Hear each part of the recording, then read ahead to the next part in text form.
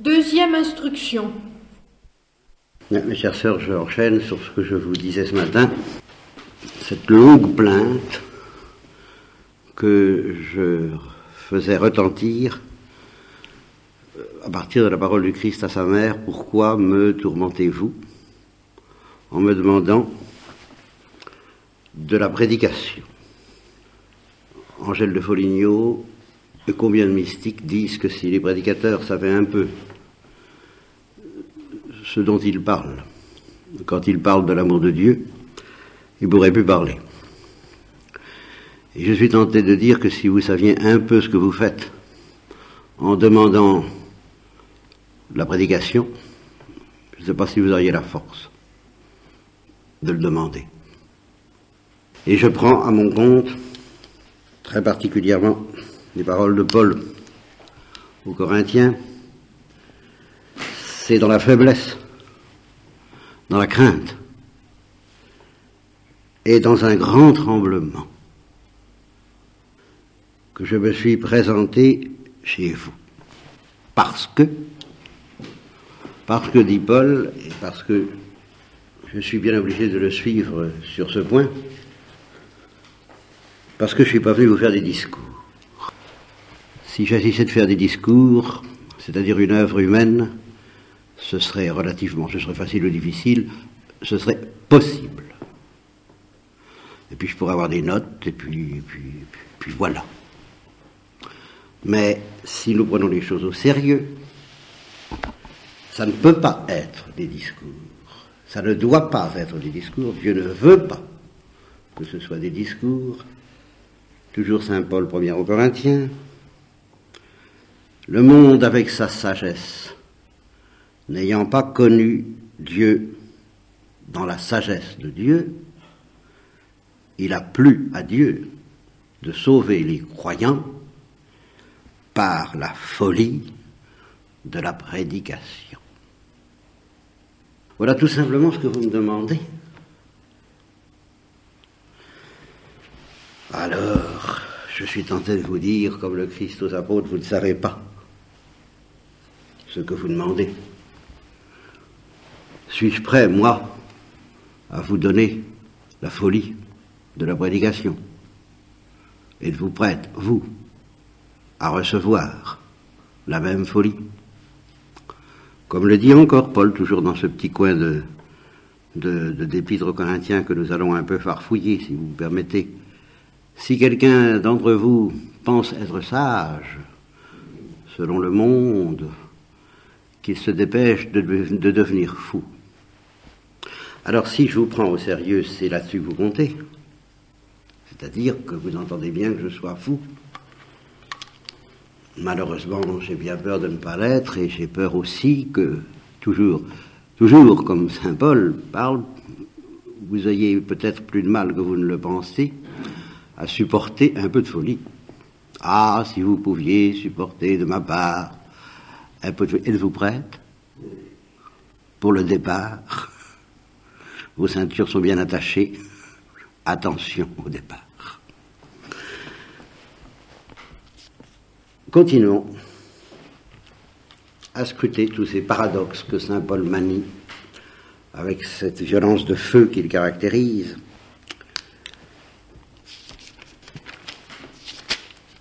Je m'arrêterai plus longtemps sur cette parole qui est un peu dans le même style. Si quelqu'un croit savoir quelque chose, voilà. Je vous ai dit que je ne comprenais plus rien à la parole de Dieu. Je ne comprenais rien à la parole de Dieu. Eh bien, si quelqu'un croit comprendre quelque chose à la parole de Dieu, il ne sait même pas ce que c'est que de savoir.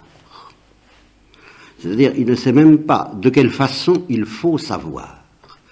Il ne sait même pas de quelle façon il faut connaître et recevoir la parole de Dieu. Et alors, saint Paul ajoute ceci, mais si quelqu'un aime Dieu, il est connu de Dieu. On est tenté de penser que c'est une pirouette par laquelle il s'éloigne de son sujet. Il dit, si quelqu'un croit savoir quelque chose, il ne sait même pas de quelle façon il faut savoir, et on s'attend à ce qu'il explique de quelle façon il faut savoir.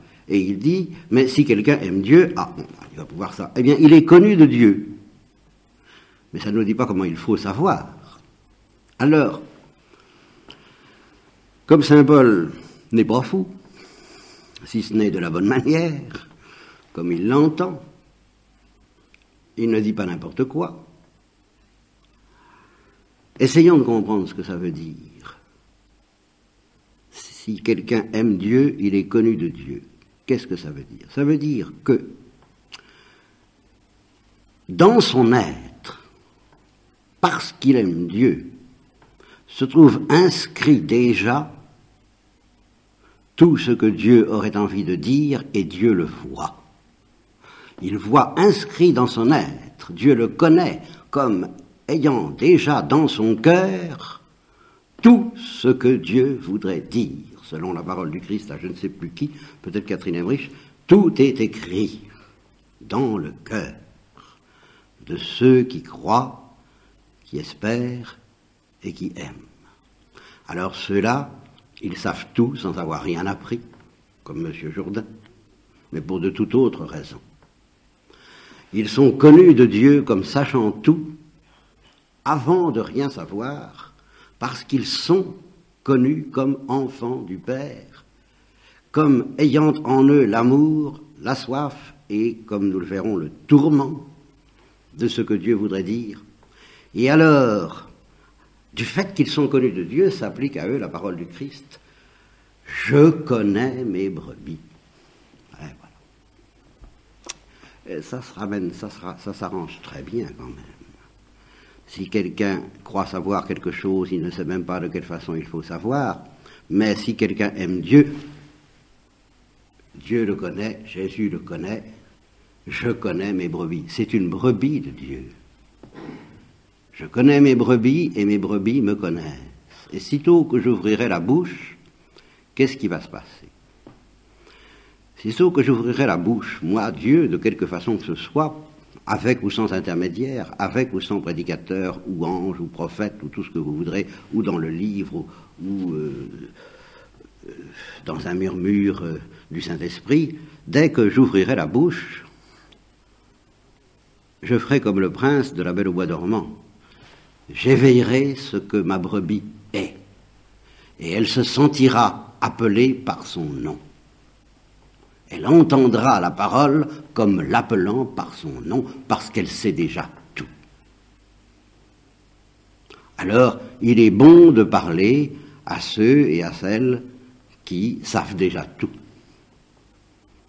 parce qu'elles sont déjà, au fond de leur être, ce nom qu'elles reconnaissent. C'est une reconnaissance, c'est une annonciation, c'est un éveil de ce qu'elles sont, et leur cœur tressaille comme celui des disciples d'Emmaüs, parce qu'elles se sentent appelées par leur nom dès que la parole de Dieu retentit, parce qu'elles ont déjà la parole de Dieu au fond de leur cœur, sans le savoir. Ce lieu est redoutable. C'était la maison de Dieu, il était là, et je ne le savais pas, il était au fond de mon cœur, et je ne le savais pas, mais maintenant que tu as parlé, dit l'eunuque à Philippe, parce que justement quand Philippe a parlé, le cœur de l'eunuque est devenu brûlant, parce que immédiatement Philippe il a récité sa leçon. Le mystère de la prédication, ça peut consister à réciter sa leçon, tout bêtement. Seulement il l'a récité avec son cœur brûlant, lui, Philippe, et le cœur de l'Éthiopien est devenu brûlant, parce que cette parole l'a immédiatement appelé par son nom, est tellement brûlant qu'il a dit « baptise-moi tout de suite ». Voilà la terre qui reçoit la parole de Dieu et qui produit du fruit à 100 pour 1. Vous voyez que tout dépend de la terre. Tout le travail doit être fait avant. C'est comme un tour de prestidigitation, n'est-ce pas? Tout est déjà sur la table, ou comme un bûcher. L'essentiel, c'est que les matières soient inflammables. Une fois qu'elles sont inflammables, il n'y a plus qu'à mettre le feu et c'est vite réglé. Mais les matières sont-elles inflammables? Qui êtes-vous, vous qui demandez la prédication? Est-ce que la prédication va vous appeler par votre nom? Allez-vous entendre votre nom à travers la parole de Dieu? C'est toute la question, c'est tout le tremblement que Paul pouvait avoir et que doit avoir tout prédicateur avec cette crainte supplémentaire de ne pas être justement un fidèle instrument, mais passons là-dessus. Donc il faut tout savoir avant même de rien savoir. Si vous ne savez pas déjà tout ce que je vous dirai, en ce sens que justement je ne dirai que votre nom, si je suis fidèle à mon métier, je dirais comme Philippe, tout bêtement, en récitant ma leçon. Si vous ne savez pas déjà, si tout n'est pas déjà écrit dans votre cœur de ce que je dirais, c'est pas la peine que je parle. Et si c'est écrit dans votre cœur, alors il peut se passer des choses douloureuses, car il y a le bon grain et il y a l'ivraie, et la parole de Dieu est plus efficace qu'un glaive acéré à 2 tranchants qui vient justement déchirer la coque, la coquille, la cuirasse, le cœur de pierre, afin d'atteindre et de délivrer, et de faire tressaillir, et de faire brûler, comme chez les disciples d'Emmaüs, le cœur de chair. Alors, à quel point il faut que la terre soit préparée et labourée et devenue divine, devenue une brebis du Christ, avant que la parole ne pénètre, et alors même que tout semble s'opposer à ce que la parole pénètre, afin d'illustrer cette vérité énorme. Je vais vous raconter une histoire. Je la commencerai ce soir, je ne la terminerai peut-être pas, je la terminerai peut-être, je ne sais pas. Je vais vous raconter une histoire vraie, tout ce qu'il y a de plus vrai que j'ai entendu de la bouche même de l'héroïne de cette histoire. Il était une fois un médecin juif assez riche. Ça se passait, mettons, je ne sais pas moi, au début du 19e siècle par là, ou aux environs de la guerre de 14-18, je ne sais pas très bien. Tout ceci se passait dans des temps très anciens, car depuis la guerre de 14-18, il s'est passé plus de choses sur la terre que peut-être en 2000 ans avant, à part l'apparition de Jésus-Christ, bien entendu. Et cet homme était marié, je crois, à une chrétienne, une chrétienne très inconsistante, qui abandonna la petite fille à l'éducation de sa grand-mère, qui elle n'était pas inconsistante du tout, alors, hein, et qui était une athée militante pas socialement, mais ce qu'on appelait justement une sans-Dieu, dans ce temps-là, parfaitement énergique, et qui est morte d'ailleurs, alors que l'enfant avait 17 ans, en lui disant, voilà, je meurs, il n'y a rien après la mort, sois tranquille, ne t'attendris pas sur moi, ne pleure pas sur ma mort, c'est pas la peine. J'ai profité de la vie, profites-en à ton tour, tu mourras, ce sera fini, il n'y a rien à attendre. C'est comme ça, c'est par cette personne qu'elle a été élevée dans une certaine richesse, je le répète, dans une certaine solitude. Je n'arrive pas à me souvenir si elle avait des frères et sœurs. En tout cas, elle avait des chiens, avec qui elle se promenait dans un grand jardin, et il lui est arrivé quelque chose d'analogue par l'âge, mais de très différent, par ailleurs, à ce qui est arrivé à Thérèse de l'Enfant Jésus. Elle a perdu son père à 4 ans. Et son père, c'était tout pour elle. Elle avait eu le temps de l'aimer. Et sans doute était déjà inscrit dans son cœur quelques-unes des choses qui faisaient d'elle une brebis de Jésus-Christ, destinée à être appelée par son nom, d'une manière tout à fait extraordinaire, comme vous verrez. Toujours est-il que ce père mort, ça a été pour elle beaucoup plus que la perte d'un être aimé, beaucoup plus que la perte même d'un père.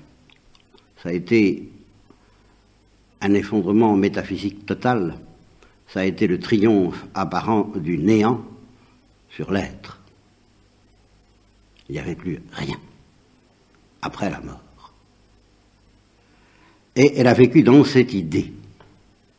Dans cette idée que je me permettrai de situer, si vous le permettez, à un niveau que j'appellerais géographique, c'est-à-dire psychique. On parle beaucoup du psychisme aujourd'hui. Il y a différentes profondeurs dans le psychisme. Il y a le conscient et l'inconscient. On nous a beaucoup parlé de l'inconscient. Eh bien, l'inconscient fait partie du psychisme comme le conscient.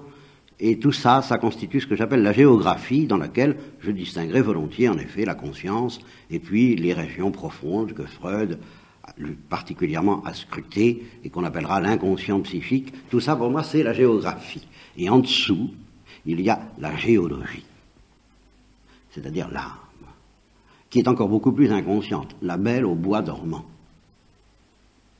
celle sur laquelle Dieu inscrit son image, à l'insu de tous. Et il a fait inscrire son image de père dans l'âme géologique de cette petite fille, et ce père et Dieu ne se distinguaient pas, car personne ne lui avait parlé de Dieu, ni de la vie éternelle, ni de rien. Au contraire, pour déjà commencer à lui dire plus ou moins qu'il n'y avait rien, en tous les cas, elle était imprégnée de cette idée, de sorte que c'était vraiment la mort de Dieu qu'elle a vécue en assistant à la mort de son père, sans savoir qui était Dieu. Elle a été affrontée au néant, et elle a cru au néant. Au niveau géographique, alors que dans sa géologie, tout était écrit dans son cœur, elle savait déjà tout. Tout ce dont vous vivez. Elle le savait déjà dans sa géologie, et dans sa géographie, il n'y avait rien. Alors, elle est entrée en désespoir, exactement comme on entre dans un monastère. Et tout de suite, eh bien, c'est elle-même qui a employé ces termes, m'a dit, je crois bien que à 5, 6, 7 ans, 8 ans, très vite, j'ai fait oraison, j'ai médité sur le néant, car je ne connaissais géographiquement, ça c'est moi qui le dis, je ne connaissais que cela. Et je me disais, la vie n'a aucun sens. Mais quel sens peut bien avoir la vie? Mais qu'est-ce que ça peut bien signifier? Et elle en arrivait à être hargneuse, agressive, méchante, à l'égard de tout le monde, de sa famille, parce qu'elle ne pouvait supporter rien, rien n'était tolérable sur ce fond de toile de néant et de désespoir. Et elle se promenait dans son jardin avec ses animaux.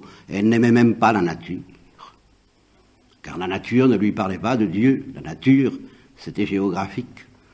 Et la nature lui parlait de Dieu géologiquement, mais elle ne le savait pas. Consciemment, psychiquement, géographiquement. Alors, quel désespoir! Vous comprenez bien que s'il n'y avait pas eu dans sa géologie l'image du Père, elle n'aurait pas souffert comme ça. Oh, il y a bien des enfants qui vivent sans croire à grand-chose et qui n'en meurent pas, si j'ose dire. Mais elle, il y avait cet écartèlement, ce déchirement entre l'image de la vie éternelle, entre le pressentiment de la vie éternelle et au fond de son âme, et puis l'absence de toute parole de la vie éternelle, comme dit Pierre à Jésus, tu as les paroles de la vie éternelle, personne ne lui a donné les paroles de la vie éternelle, rien, rien, rien. Elle a vécu plusieurs années comme ça, elle me dit elle-même, j'ai l'impression, car autant vous avouer tout de suite qu'elle est devenue prieure d'un Carmel, beaucoup plus tard, alors, ayant découvert à ce moment-là Saint Jean de la Croix, elle me dit, j'ai l'impression d'avoir vécu au moins la nuit des sens de Saint Jean de la Croix, qui peut quelquefois voisiner un peu avec l'autre, à 7-8 ans, et alors que je ne sais pas si je crois qu'elle avait été baptisée quand même par sa mère. Justement, c'est le baptême qui faisait des siennes, et qui portait ses fruits dans la géologie de son être. Alors, un jour, elle s'est tout de même risquée à demander à ses parents, mais pourquoi est-ce qu'on est sur la terre? Pourquoi est-ce qu'on vit? À quoi ça sert? À quoi ça rime? Qu'est-ce qu'on y fait? Ils étaient à table, ils ont bien ri. Ils ont bien ri en lui disant qu'est-ce que tu vas, qu'est-ce que tu te casser la tête, mais on vit parce que on vit pour vivre, hein, on passe par là haut, faut pas te poser des questions comme ça, ma petite fille, c'est pas normal, c'est pas sain, hein, c'est inquiétant. Ils se sont regardés d'ailleurs de dire tension, quelque chose qui tourne pas rond dans cette tête-là. Qu'est-ce qu'elle va chercher? Elle a tellement bien compris ça. Les femmes sont intuitives, qu'elle s'est dit, vaut mieux que j'insiste pas, je vais passer pour folle. Elle n'a donc jamais posé la question 2 fois. Elle se l'est tenue pour dit. Et elle a continué. Mais à l'âge de 10 ans, elle s'est dit, ça ne peut pas durer. Ça ne peut pas durer indéfiniment comme ça. Cette existence est trop bête. Je me donne 10 ans. Si à 20 ans, il ne s'est rien produit, je m'enlèverai la vie. Exactement ce qu'a dit, avec toute sa science d'intellectuel, Jacques Maritain et sa femme, peu de temps avant leur conversion commune. Si vraiment la vérité est ce que disent les professeurs de philosophie de la Sorbonne, s'il n'y a rien d'autre, à nous qui étions, à eux qui étaient secrètement des brebis de la main du Seigneur, la vie ne vaut pas la peine d'être vécue. Et il faut en tirer les conclusions pratiques qui s'imposent. À 10 ans. À 11 ans, une cousine est venue coucher chez elle, on l'a mise dans sa chambre, puis s'est mise à faire sa prière. Elle dit, qu'est-ce que tu fais là? Ben, je fais ma prière. Elle n'avait pas la moindre idée de ce que ça pouvait vouloir dire. Pas le moindre soupçon, car c'était des juifs, mais c'était surtout des incroyants, et surtout la grand-mère, inutile de dire. Alors elle l'a regardé. Elle a entendu dire peut-être le Notre Père, elle a entendu surtout le Je vous salue Marie. Et Je vous salue Marie, vous savez, c'est un condensé de tout ce qui a été dit à la Sainte Vierge de la part de Dieu, par un ange. Je vous salue Marie, pleine de grâce, le Seigneur est avec vous. Vous êtes bénie entre toutes les femmes, et Jésus, le fruit de vos entrailles, est béni. Et ce qui est dit par ailleurs à la même Marie par les hommes, Sainte Marie, Mère de Dieu, priez pour nous, pauvres pécheurs, maintenant et à l'heure de notre mort. Elle n'a pas retenu la première partie, mais inexplicablement, sans rien savoir de ce que ça pouvait bien vouloir dire, et elle a retenu la deuxième partie, et tous les soirs, elle l'a redit. Sainte Marie, Mère de Dieu, priez pour nous, pauvres pécheurs. Elle me dit, je ne savais pas ce que ça voulait dire, je ne savais pas pourquoi je le disais, j'étais poussé. La géologie, n'est-ce pas? C'est clair. Mes brebis me connaissent. Et je connais mes brebis. Parce qu'elle aimait Dieu qu'elle ne connaissait pas, Dieu la connaissait. Et parce que Dieu la connaissait, Dieu l'a poussée vers sa mère déjà, et elle a dit, Sainte Marie, Mère de Dieu, priez pour nous, pauvres pécheurs, tous les jours, comme ça. Mais tous les jours aussi, elle méditait sur le néant de tout, et avec le même désespoir irrémédiable.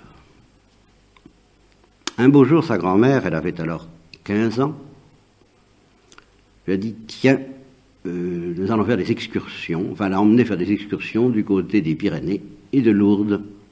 Et alors, il n'a pas du tout été question des sanctuaires, inutile de le dire, jusqu'à la fin du voyage, où après avoir visité sans doute le cirque de Gavarnie et autres cirques mondains, elle lui a dit, tiens, demain, on va aller voir des imbéciles. Ah, oui, on va aller voir des imbéciles. On va aller voir les catholiques.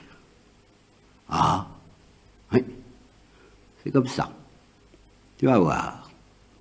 Alors elle l'a emmené, et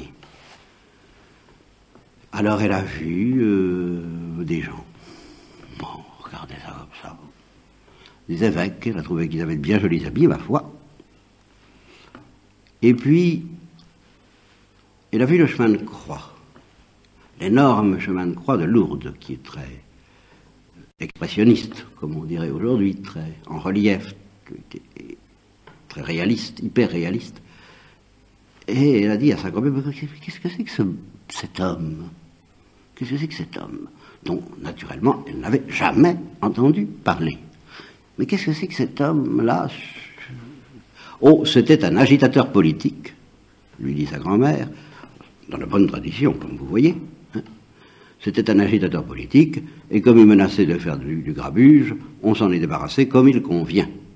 Oh, on a rudement bien fait, répondit la petite.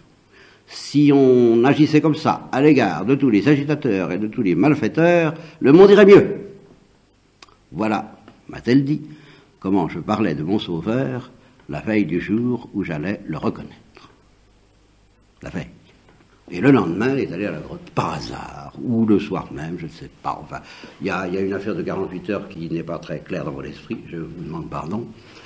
Je crois que je suis à peu près fidèle à l'histoire quand même. Le lendemain, donc, elle est allée à la grotte. Et alors, elle a entendu, évidemment, toujours pour se promener, pour voir, elle a entendu les gens prier. Le credo, qui lui a... Bon, ça ne signifie rien du tout. Le Notre Père, ça ne signifie du tout non plus. Je vous salue Marie. Là, ça lui a vaguement dit quelque chose. Et puis, Sainte Marie, Mère de Dieu... Et alors là, elle me dit, là, je ne peux pas vous dire, j'ai tout compris. Tout. La vie éternelle, le prix des âmes, la rédemption, même l'Église, tout. J'ai tout compris, en un instant. Alors j'ai prié, comme jamais de ma vie, je ne prierai plus. Pendant des heures et des heures, j'avais l'habitude de me cacher de ma famille parce que je les détestais tous. Ah, je ne les détestais plus. Mais en rentrant, je me suis caché bien vite, comme j'en avais l'habitude, en prétextant plus ou moins un mal de tête. Et puis... j'ai pensé à mon trésor. Je savais tout. Bien, je vais vous demander la permission de vous laisser là-dessus. Je vous raconterai plus ou moins à la fin de l'histoire, qui est déjà terminée. On pourra comparer ça avec André Frossard, qui apparemment ne se posait pas tellement de questions, mais qui géologiquement avait faim et soif, sans quoi il n'aurait pas été appelé par son nom.